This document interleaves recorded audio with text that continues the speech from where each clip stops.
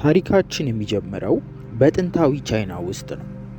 ፕሪንሰስ ፔፔ የምትባለው የቻይናዋ ልዕልት ከማትወደው ሰው ጋር አባቷ እያጯት ነው። ፔፔ ግን ማግባት ስለማትፈልግ ሀገሩን ለቃ ለመጥፋት ትወስናለች። ለሚያስተምራትም አንድሪውስ ለሚባለው ሰው ለመጥፋት እንደፈለገች ትነግረዋለች።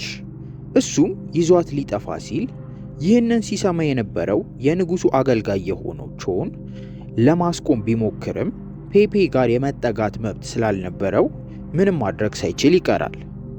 የልጁንም መጥፋት የሰማው ንጉሱም 3 ሰዎችን መርጦ ፔፔን እንዲያመጡ ያዛል። ቾንም አብሬ ካልሄድኩ ብሎ ይቀላቀላል። አሁን ደግሞ በአሜሪካ ውስጥ ኔቫዳ በሚባለው ቦታ ካውቦዮች ባቡር ለመዝረፍ እየተነጋገሩ ነው። አቅደውም እንደጨረሱ ወደ ባቡሩ ፈረሳቸውን እየጋለቡ ይሄዳሉ። ባቡሩ ውስጥ ሮይ የሚባለው መሪያቸው በተረጋጋ መልኩ ሲዘርፍ፣ አዲሱ የመጣው ዋላስ የሚባለው ግን በጭካኔ ሰዎቹን እያመናጨቀ ነው። አስተርጓሚ ተብሎ አብሯቸው የመጣው የቾ አጎትም በሩን ከፍቶ ሲገባ ዋላስ ተኩሶ ይጥለዋል። ቾውም አጎቱ ወደ ሄደበት ተከትሎ ሲገባ አጎቱን መሬት ላይ ወድቆ ያገኘዋል። ማን ነው የገደለው ብሎ ወደፊት ሲሄድ ወንበዴዎቹን ያገኛቸዋል። እነሱም ቾን ላይ መተኮስ ይጀምራሉ። ሮይም ከኋላ እየተከተለ ካባረረው በኋላ ቾን የባቡሩን ማያያዣ ነጥሎ ያመልጣል። አንድሪውስ ፕሪንሰስ ፔፔን ወደ አንድ የማዕድን ቦታ ይወስዳትና ሎፌንግ ከሚባል ሰው ጋር ያገናኛታል። ሎፌንግ የሚባለው ሰው ንጉሱን ከርቶ የመጣ ሰው ነው። ሎፌንግ ፕሪንሰስ ፔፔን አታሏት ስላመጣ ለአንድሪውስ ገንዘብ ይሰጠዋል። አንድሪውስ ግን ገንዘቡን እጥፍ ካልከፈልከኝ እገላታለሁ ብሎ ሽጉጡን አውጥቶ ሎፌንግ ላይ ይጠቁማል። ይህንን ሲሰማም ሎፌንግ አንገቱን በቅርፊት ሰክቶ ይገለዋል። ሮይ በሐሳቡ በሚያማምሩ ሴቶች መካከል ተከቦ እያወሩት ነው። አንዷ ሴትም ጆሮውን ስትነክሰው ይነቃል። ከምናቡ ዓለምም ሲነቃ አንድ አሞራ ጆሮውን ሊበላው እየታገለ ነው። በዚህ መካከልም ቾ ይመጣል። ሮይም እንዲረዳው ቾውን ይጠይቀዋል። ቾ ግን በአንተ ምክንያት ነው አጎቴ የሞተው ብሎት ጥሎት ሊሄድ ሲል ቦታውን ስለማያውቅ ካርሰን ሲቲ ወዴት ነው ብሎ ሮይን ይጠይቀዋል። ሮይም እዛ ጋር ከሚታዩት ተራሮች አልፎ ነው ብሎ ይጠቁመዋል። ከዛም ሮይ ቾውን አሁን ደግሞ አንተ በተራህ ቆፍረህ አውጣኝ ይለዋል። ቾውም 2 እንጨቶች አፉ ውስጥ ይከትና በዚህ ቆፍረህ ራስክን አውጣ ብሎ ጥሎት ይሄዳል።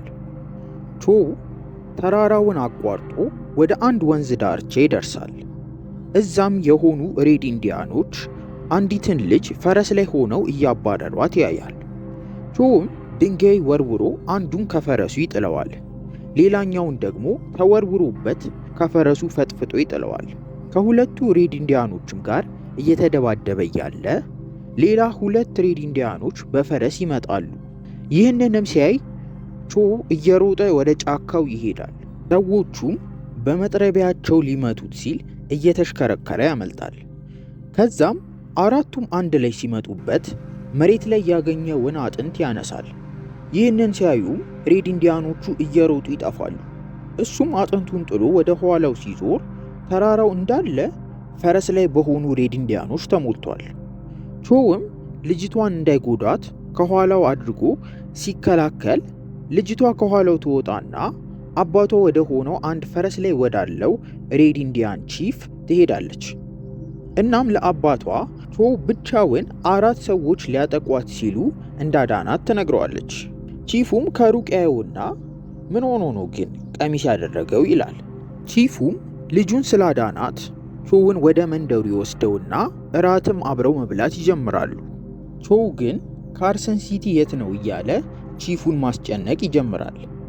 ቺፉ ግን የሚያወራው ቋንቋን መረዳት ስለማይችል ይሄ ሰውዬ ምንድን ነው የሚያወራው እያሉ ያዩታል። እስኪ ጋንጃውን ስጡት ትንሽ ያረጋጋው እንደሆነ ብለው ይሰጡታል። ቾውም ጋንጃውን ሳብ ሳብ ማድረግ ከጀመረ በኋላ እየነፈረ መሳቅ ይጀምራል። ቀጣይ ቀን ቾው ከተኛበት ሲነቃ በሬድ ኢንዲያኖቹ ድንኳን ውስጥ ነው ያለው። የለበሰውንም ገለጥ አድርጎ ሲያይ ደረቱ ላይ የሴት እጅ አለ። ቾውም ምንድነው የተፈጠረው ብሎ ለማስታወስ እየሞከረ ከድንኳኑ ይወጣል። የሰፈሩ ሰዎችም እንዳለ እየጮሁ አቀባበል ያደርጉለታል። ቾውም ደንግጦ ወደ ውስጥ ገብቶ አብረው የተኛችውን ሴት ካየ በኋላ ቀስ ብሎ ከድንኳኑ ይወጣል። ቺፉም ቾውን ለማቀፍ እጁን ሲዘረጋ ቾው ደንግጦ ወደ ኋላ ይበረግጋል። ቺፉም አቅርቦ ያቅፈዋል። ሴቷም ስትወጣ ቺፉ በእነሱ ቋንቋ እንግዲህ ቀሚስ የሚያደርገውን ባልሽን ተንከባከቢ ይላታል። ቺፉም የሁለቱን እጅ ይዞ ወደ ላይ ከፍ ሲያደርግ ቾው ሳያስበው እንደተዳረ ይረዳል። ቾውም እያለቀሰ እሺ ብሎ ይቀበላል።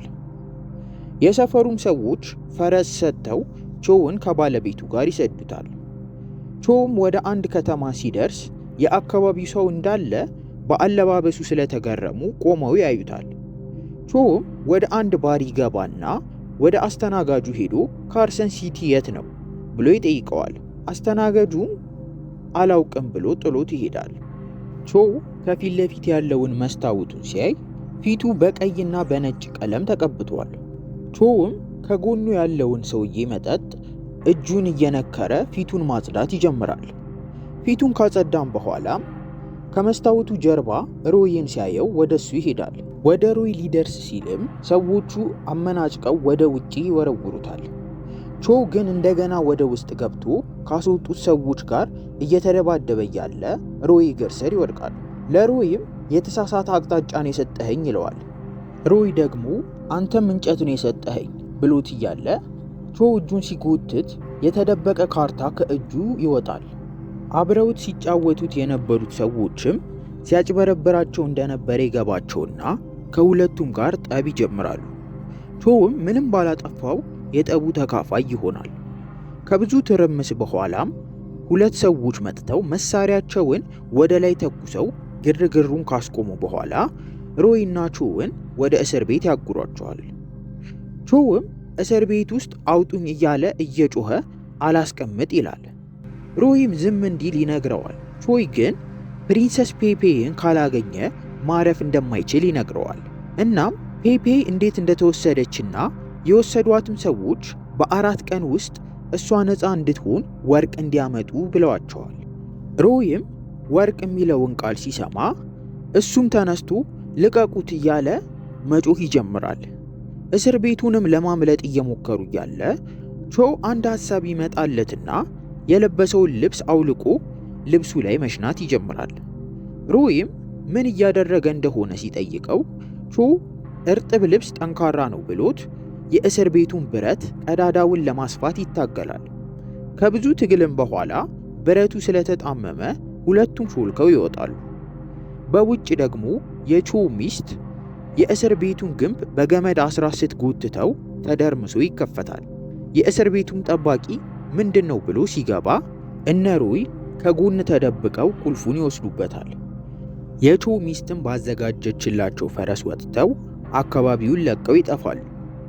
በቀጣይ ቀን ቾው ፕሪንሰስ ፔፔን ሊፈልግ ከሮይ ጋር ሊለያይ ሲል ሮይ አብሬህ ካልመጣው ይላል። ሮይም መንገድ ከመጀመራቸው በፊት ስለ ካውቦይ ሕይወት ላስተምርህ ብሎ የካውቦይ ልብስ አልብሶት ሽጉጥ ኢላማ ማለማመድ ይጀምራል። ከዛም ወደ ካርሰን ሲቲ ከደረሱ በኋላ አንድ ቦታ ላይ የተለጠፈ ማስታወቂያ ያያሉ።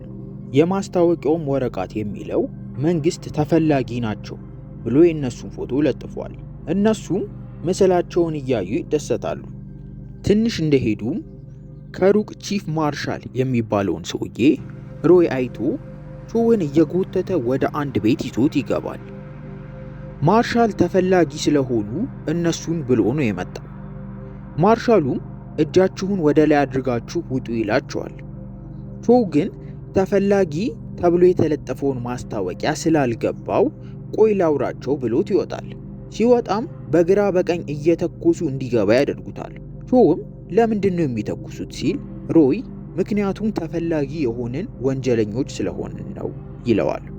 ቾውም ይህንን ሲለው ይሄ ሁሉ ያንተ ጥፋት ነው፣ እኔ ወንጀለኛ አይደለሁም፣ ሂድ ንገራቸው እያለ ይታገለዋል። ሲታገሉ ቾው በመስኮቱ አሽቀንጥሮ ሮይን ይጥለዋል። ማርሻሉ ወርቁን አምጣ ብሎ ሮይን ይጠይቀዋል።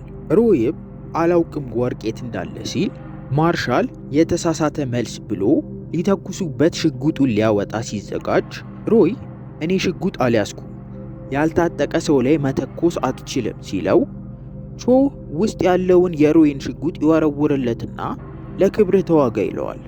ሮይም ተናዶ ሳልፈልግ እንድጣላ ሊያደርገኝ ነው እያለ እየተነጫነጨ ሽጉጡን ያነሳል። ቾውም በጀርባ በኩል ሊወጣ ሲል የማርሻል ሰዎች ከኋላ ይጠብቁታል። በሽጉጥም ሊተኩሱበት ሲል ቾ በጅራፍ እያወናጨፈ ሁሉንም ይጠላቸዋል። ሮይ ደግሞ ከማርሻል ጋር ሊተኳኮሱ ሲል ቾ ከኋላ መጥቶ ማርሻል ሽጉጡን ሲያወጣ ቾ ብረት ወርውሮ እጁ ላይ ይሰካበታል። ከዛም ፈረሳቸው ላይ ወጥተው ማምለጥ ይጀምራሉ። ሮይም መደበቂያ ቦታ አውቃለሁ ብሎ ቾውን ወደ አንድ ቤት ይወስደዋል። ወደ ባኞ ቤትም ገብተው እያለ ቾ ስለ ፕሪንሰስ ፔፔ እያወራ ሲጨናነቅ ፈታበል ብሎ ሮይ ከጎናቸው ያለውን መጠጥ ይሰጠዋል። ቾውም መጠጡን እየደጋገመ ከጠጣ በኋላ ሁለቱም ሰክረው ጨዋታ ይጀምራሉ። ከስካሩም በኋላ ቾ ወደ አንድ ክፍል ሲሄድ ማርሻሉን ያገኘዋል። ማርሻሉንም መጥቶ ከጣለው በኋላ በመስኮት ወጥቶ ወደ መሬት ሲዘል ስለሰከረ ፈረሱ ላይ እየተንገዳገደ ሲወጣ የማርሻሉ ሰዎች ከውጪ ጠብቀው አፍነው ይይዟቸዋል። ማርሻሉ ሮይንና ቾውን አፍኖ ወደ ሎፋንግ ይወስዳቸዋል። ሎፋንግም ወርቁ የት ነው እያለ ቢጠይቃቸው አናውቅም ስላሉት ሎፋንግ የቾውን ክብር ለማውረድ ረዥሙን ፀጉሩን በቢላ ይቆርጠዋል። ከህዝብ መካከልም ወደሚታነቁበት ቦታ ይወሰዳሉ። አንገታቸውም ገመዱ ላይ ገብቶ ሊገደሉ ሲል የቾው ሚስት ከሩቅ ሽጉጧን ታነጣጥርና የሮይን ገመድ ትበጥሰዋለች። ቾው ደግሞ መሰቀያው ላይ ተንጠላጥሎ ራሱን ነፃ ያወጣል። ሰረገላ ፈረሶች ላይም ወጥተው ያመልጣሉ። ከዚህም በኋላ ቾው ፕሪንሰስ ፔፔ ወዳለችበት ማዕድን ቦታ ይሄድና ከአንዲት ሴት ጋር ማውራት ይጀምራል። ቾውም ፕሪንሰሷን ወደ ቤቷ ለመውሰድ ነው የመጣሁት ይላል። ሴቷም ፕሪንሰሷ ወደ ቤት መሄድ ባትፈልግስ ትለዋለች። እሱም ለምንድነው መሄድ የማትፈልገው ሲል እዚህ ህዝቦቿ እየተሰቃዩ ጥላ እንደማትሄድ ትነግረዋለች። ያለችበትንም መጋረጃ ስትገልጥ ፕሪንሰስ ፔፔ እንደሆነች ያያል። እሱም በግንባሩ ተደፍቶ ይሰግድላታል። እሷም ተው እያለች ስትጠጋው እየሸሸ ወደ ውጪ ወጥቶ ይሰግዳል። ውጪ ያሉት ሌሎች የቻይና ሰዎቹም ይህንን ተመልክተው በግንባራቸው ተደፍተው ለፔፔ ይሰግዳሉ። ይህንን ያየው ሎፋንግም ቾውን ፈልጎ በፈረሱ እየጋለበ ወደ እነሱ ይሄዳል። ቾውንም ያገኘውና በካራቴ መደባደብ ይጀምራሉ። ሎፋንግም ሻሞሎውን አውጥቶ ሊያጠቃው ሲል ሮይ እየጋለበ ይደርስና ወደ ሎፋንግ ሽጉጡን ይደቅናል። ከዛም ቾውን ፈረሱ ላይ አስወጥቶት ቦታውን ለቀው ይጠፋሉ።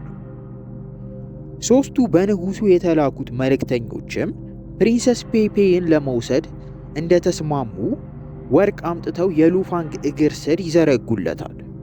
ሎፋንግም ፕሪንሰሷን ለቆ ሰጥቷቸው ሊሄዱ ሲል ሮይ እና ቾ የመነኩሴ ልብስ ለብሰው ከተደበቁበት ይወጡና ሽጉጥ ሎፋንግ ላይ ይደቅናሉ። የንጉሱ ተላላኪዎችም ፔፔን ይዘዋት ሊሄዱ ሲል ቾ ፈቃደኛ አይደለችም ብሎ እንዳትሄድ ያደርጋል። ሶስቱ ተላላኪዎችም ከንጉሱ የተላኩበትን ወረቀት አውጥተው ቾውን እንዲለቃት ያዙታል። በዚህም ወሬ መካከል ማርሻል ከተደበቀበት ወጥቶ ሽጉጡን ይደቅንባቸዋል። ይህንን ያዩት መልእክተኞችም ፔፔን ለማዳን ከማርሻል ጋር መታገል ይጀምራሉ። ሎፋንግም ማርሻሉን ተቀላቅሎ ከተላላኪዎቹ ጋር መታገል ይጀምራል። ፔፔ ልታመልጥ ስትል ሎፋንግ ቀድሟት ወዳለችበት ሄዶ ይይዛታል። ይህንን ያየው ቾ እየተንጠላጠለ ወደ ሎፋንግ ሄዶ መደባደብ ይጀምራል። ሎፋንግና ቾ እየተደባደቡ ወደ ደውል ቤት ጫፍ ይደርሳሉ።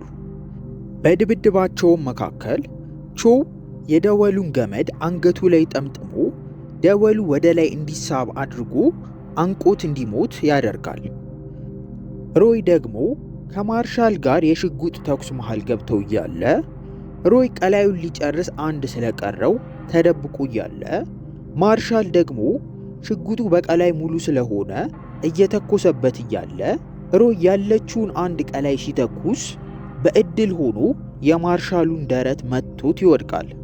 ሮይ፣ ቾው እና ፕሪንሰስ ፔፔ ካሸነፉ በኋላ አንድ ላይ ሆነው እያለ በሩ ላይ ሽጉጥ መተኮስ ይጀምራል። የሮይ የቀድሞ አብረውት የነበሩት ወንበዴዎች ወርቁን አምጡ እያሉ እየተኮሱ ነው።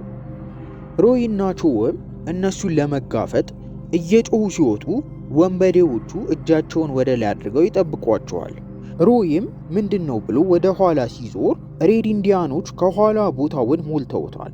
ሮይ እና ቾውም ፕሪንሰስ ፔፔን በዚህ መልክ ካዳኑ በኋላ አንድ ላይ ሆነው ፈረሳቸውን እየጋለቡ እያየን ታሪካችን በዚሁ ያበቃል።